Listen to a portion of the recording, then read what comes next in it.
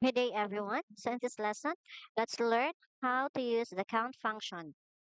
So ano bang pagkakaiba ng count function, at saka count blank function? So when we say count function, kinakount lang niya yung mga cell na merong numbers. So while the count function, binibilang lang niya yung mga cell na merong dito naman sa count blank, of course, binibilang niya yung mga blanco nga.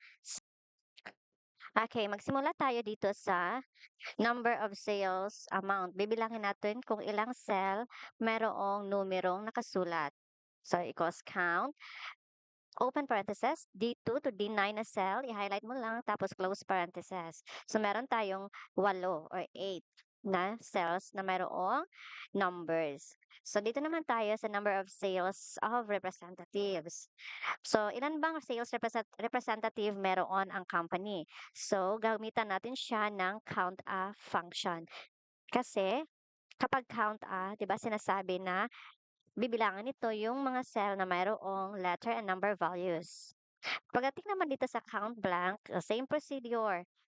Hahanapin natin dito ang blanco na cells or cell. So, just input equal sign, count blank, then highlight yung column. So, naging zero siya kasi yung column na pinili ko is wala namang blanco.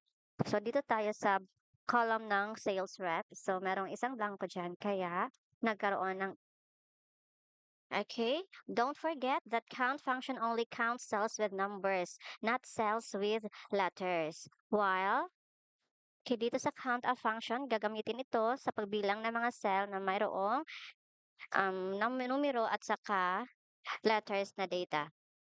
While the count blank is used to count the cell that has no data.